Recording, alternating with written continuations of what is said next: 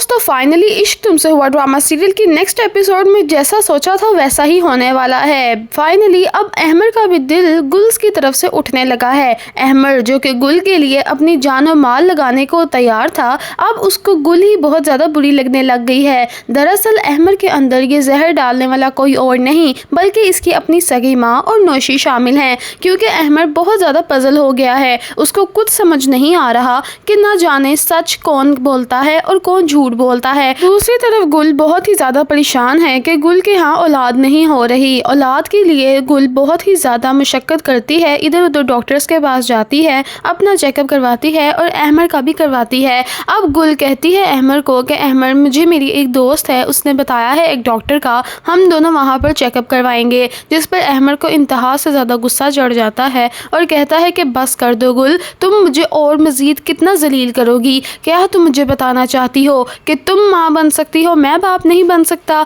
यानी कि तुमने तो असद पैदा कर लिया लेकिन मैं नहीं कुछ कर पा रहा, राइट? जिस पर गुल कहती है कि अहमर ये तुम कैसी बातें कर रहे हो, मेरा ये मतलब हरगिज़ नहीं था और मैंने तुम्हें कब कहा है कि तुम कसूरवार हो? मैं तो बस वैसे ही तुम्हें बता रही थी कि हम जहाँ जहाँ चेकअप करा रहे हैं कोई बात नहीं बन रही तो क्यों ना हम एक अच्छे और डॉक्टर के पास चले जाते हैं। जिस पर अहमर खासी बदतमीज़ी गुल के साथ करके चला जाता है और कहता है कि आइंदा के बाद मुझसे इस टॉपिक पे बात मत करना, अगर औलाद मेरी किस्मत में नहीं लिखी तो फिर मैं ऐसे ही मर जाऊंगा। ये कहकर अहमर वहाँ से चला जाता है। पीछे खड़ी नौशी इनकी बातें सुन रही होती है और हंस रही होती है। तो दरअसल दोस्तों नौशी की खुशी का तो खुद ही अंदाज़ा आप लगा लें, क्योंकि नौशी ही तो इन सब के पीछे मुलविस है। दरअसल गुल के यहाँ औलाद ना होना नौशी की ही करम नवाजियाँ हैं, क्योंकि नौशी जानबूझकर गुल को दवाइयाँ घोल घोल के पिलाती है, जिसकी वजह से उसके घर बच्चे पैदा नहीं हो रहे और इस बात का इल्म किसी को भी नहीं है। नौशी ने इस बारे में तो अपनी खाला को भी नहीं बता रखा,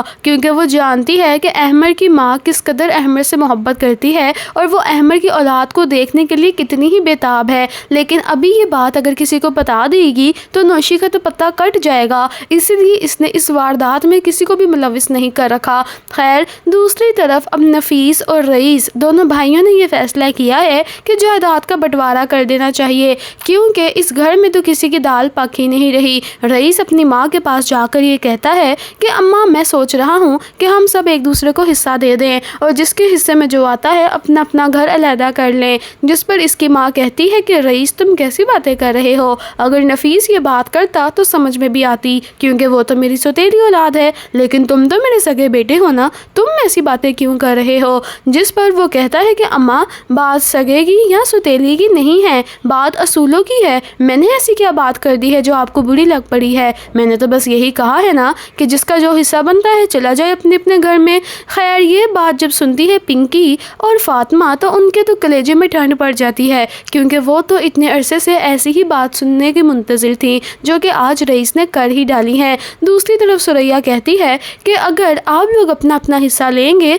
तो इस घर में मेरा भी हिस्सा बनता है। जिस पर फातिमा कहती है कि तुम अपनी बकवास बंद करो, तुम तो एक फ्रॉडन औरत हो, जैसा तुम्हारा शोहर फ्रॉडिया था वैसे तुम भी हो, तुम दोनों को तो आदत है फ्रॉड करने की, अब क्या तुम हम लोगों की भी जायदाद को हथियाना चाहते हो? लेकिन बेटा ये बात याद रखना, वो पागल गुल ही थी जो तुम लोगों को कुछ नहीं कह रही थी। यहाँ पे पिंकी और फातिमा हैं, मुकाबला बड़ा टक्कर का है, हम तुम्हें ये सब कुछ करने नहीं देंगे। जिस पर अब सुरैया को इस बात का एहसास हो गया है फाइनली कि वाकई में वो तो जलीलो ख्वार होकर रह गई है। अपनी माँ के घर आकर सुरैया रोते रोते अपने माँ के पास जाती है और कहती है कि अम्मा ना तुम्हारी इस घर में चलती है और ना ही अब मेरी चल रही है। ये दोनों औरतें इस कदर शातिर हैं कि इन दोनों ने हमारे दोनों भाइयों को अपने पूरी तरह से काबू में कर लिया है और मुझे नहीं लगता कि अब हम दोनों की ज़िंदगी संवरने वाली है। समझो उल्टी गिनती हमारी शुरू हो गई है, क्योंकि ये लोग तो अपनी ही हुक्मरानियाँ कर कर बैठे हुए हैं। खैर ये बातें तो इनके घर में लड़ाई झगड़े चलते ही जा रहे हैं। दोस्तों अगर मैं अपना पॉइंट ऑफ व्यू दूँ ना